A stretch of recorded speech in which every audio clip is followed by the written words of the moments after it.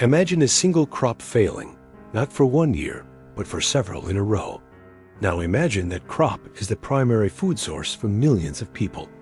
This isn't a hypothetical scenario. It's the stark reality that befell Ireland in the mid-19th century.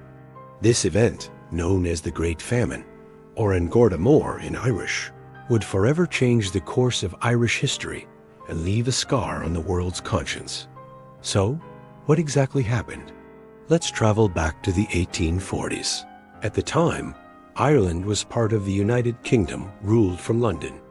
A huge portion of its population, especially the rural poor, depended almost entirely on one thing for their survival: the potato. It wasn't just a side dish. It was their main meal, breakfast, lunch, and dinner. The potato was nutritious, easy to grow in small plots of land, and could feed a large family. But this over-reliance was a disaster waiting to happen. The disaster arrived in 1845 in the form of a microscopic fungus called Phytophthora infestans, more commonly known as potato blight. It likely traveled from North America to Europe, and when it hit Ireland, the results were catastrophic. Fields of healthy, green potato plants would seemingly turn black and rot overnight. The potatoes themselves, when dug up, were a foul-smelling, inedible mush. In the first year, a significant portion of the potato crop was lost. People hoped it was a one-off event, that the next year would be better. But it wasn't. The blight returned in 1846 with even greater ferocity, wiping out nearly the entire crop. It returned again in 47, 48, and 49 for millions of tenant farmers who paid rent to landlords, often absentee English aristocrats. This was a death sentence. With their food source gone and no crop to sell, they couldn't pay their rent. This led to mass evictions. Families who had lived on the land for generations were thrown out of their homes, often in the dead of winter, with nowhere to go and nothing to eat. Their small cottages were frequently torn down to prevent them from returning. You might be thinking, if the potatoes were gone, why didn't they just eat something else? This is one of the most heartbreaking aspects of the famine. Ireland wasn't actually empty of food. Throughout the famine years, vast quantities of other foodstuffs like grain, cattle, and butter were being exported from Ireland to Britain and other parts of the world, often passing by starving people on their way to the ports. These goods were cash crops, grown to pay rent to the landlords. The poor Irish farmers simply had no money to buy this food. They were starving in a land of plenty. The British government's response is a subject of intense historical debate. Initially, they did take some action. The government of Prime Minister Robert Peel imported maize, or Indian corn, from America. But there were problems.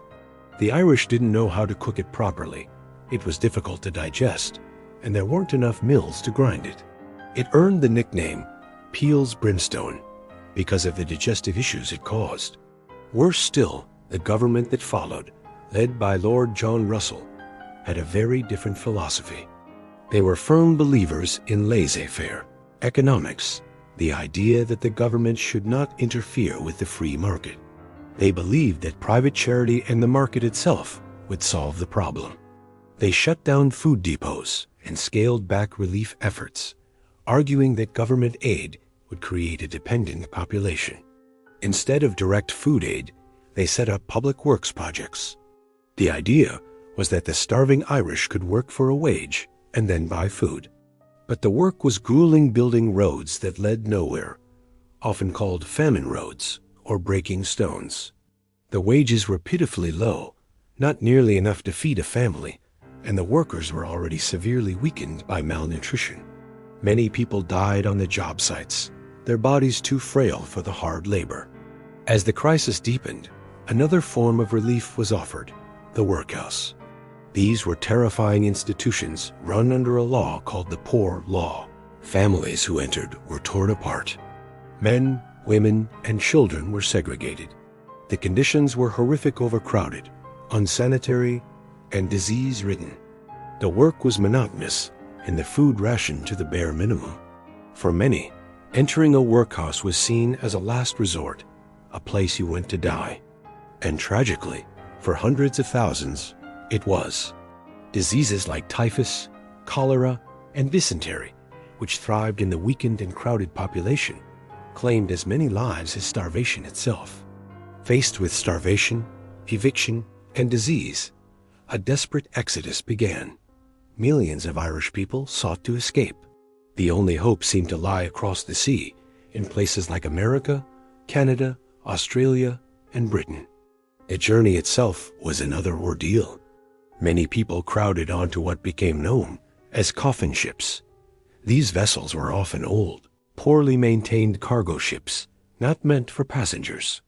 The conditions below deck were nightmarish. People were packed in tight, with little food, water, or sanitation. Disease spread like wildfire. It's estimated that tens of thousands died during the transatlantic crossing, their bodies buried at sea. Those who survived the journey arrived in their new homes with nothing. They faced prejudice and discrimination, often being crammed into poor urban ghettos. But they were resilient. They built new lives, new communities, and never forgot the homeland they were forced to leave behind. This massive wave of emigration created the global Irish diaspora we see today. It's why cities like Boston, New York, and Liverpool have such strong Irish roots. By the early 1850s, the blight had started to recede, and the famine slowly came to an end. But its impact was staggering and permanent. In just a few years, Ireland's population had plummeted by an estimated 20 to 25%. At least 1 million people died from starvation and disease. Another 1 to 2 million emigrated. The Irish language, which was already in decline, suffered a devastating blow as the famine hit the poorest Irish-speaking regions the hardest. The Great Famine left a deep psychological wound on the Irish people. It fueled resentment against British rule and became a powerful rallying cry for Irish nationalism in the decades that followed. The memory of exported food, of coffin ships, and of a government response seen as criminally inadequate shaped Irish identity both at home and abroad for generations. Today, the Great Famine is remembered not just as an agricultural disaster, but as a complex human tragedy shaped by politics, economics, and social prejudice. There are memorials all over Ireland and in cities around the world where the Irish settled, from the haunting sculptures on the Dublin quayside to the Gross Isle Memorial in Quebec, Canada, which marks a quarantine station where thousands of Irish immigrants died. The story of the Great Famine is a somber but vital piece of world history. It's a powerful reminder of the consequences of poverty, the dangers of over-reliance on a single food source, and the responsibility of governments to protect their most vulnerable citizens. It's a story of immense suffering and loss, but also one of incredible resilience and survival against all odds.